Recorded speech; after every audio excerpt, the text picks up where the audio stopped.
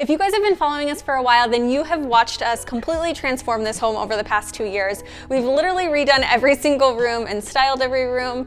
And today I want to focus on the living room. And I'm so excited because I want to show you before and afters. I want to tell you all the projects that we did.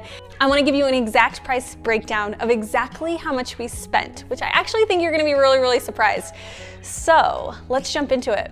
Let's start out with the fireplace. The fireplace was such a big bang for our buck.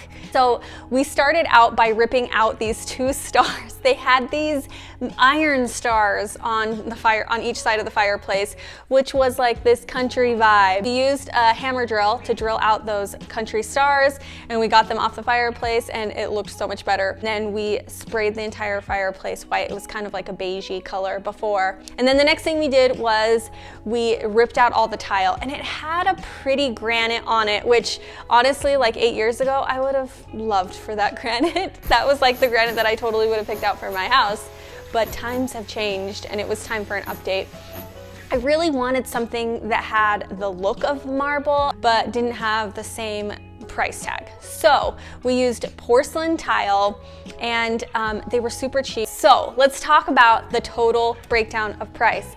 The tile, those porcelain tiles were $4 each for a total of $25 spent on tile. Can you even believe that? It's so cheap. And then mastic was $20, and then there was grout, and then we had to pay for the fiberboard, which goes behind the tile, which was $10. So all in all, we spent a total of $65 on the fireplace, and it looks completely different than before. I mean, that's just like going to fast food a couple times with your family. Like, just skip that a couple times and you can redo your fireplace. Okay, next I want to talk about the walls. The walls really transformed this room. It made it feel taller, it made it feel brighter. It was hard to convince my husband that we needed to do the walls in a shiplap. So anyway, I convinced him that if we used these sheets of MDF, or you can find thin plywood and you have it cut down into strips, and we cut ours down into 8-inch strips, I think. And then you glue it to the walls, and then you use a nail gun and nail it in.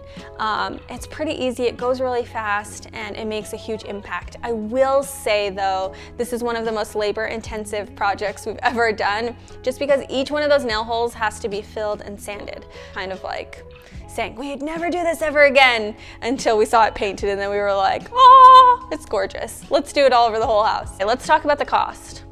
For the shiplap sheets, which really were just, I think we used a thin plywood. They were about $10 per sheet, and we used about 15 of them, so it was $150. And then the caulk and liquid nails came to $20. I'm looking at my computer here. And then the paint was another $65. So all in all, it came to a total of $235 to redo all the walls. Okay, I want to talk about the cabinets. The cabinets were my most favorite thing that we did in this room. I think it made the biggest overall impact. So the whole room was white, and I love a good white room. I think it's a great starting point, but it was a little boring and it was feeling a little flat in here. I knew we needed to do something bold. So we primed and painted the cabinets. Black Magic is the paint color, and they turned out beautiful. We used a satin finish, so it sort of has like a matte vibe to it. It's not super shiny and glossy, and you have to use a more expensive paint, so paint costs us a little bit more, but dang, it made such a difference. It looked so good, and you can't walk in here and not be like, this is beautiful. Like, it just looks so good, and it really elevated it and made it feel more high-end. All in all, the cabinets were $60 for primer, $60 for paint, and then the knobs that I had to replace were actually where I spent a lot of money. Each of those knobs were $13 and 60 cents, and I needed 8 of them, so that came to a total of $108. So that was a bit of a splurge. So all in all, the cabinets were $228 to paint and replace the knobs, and it really made such a difference. And then I almost forgot to tell you guys, so we replaced our fan also. The fan was pretty ugly, and I hate saying that. I never want to offend someone and their style, but it just was not going well with our style. It was only $120 at Home Depot, and I wish I could just do like a pretty light fixture, but we just get hot and we live in the South and we just need fans. So a fan it was. So all in all, the total for the whole entire living room makeover came to a total of $640.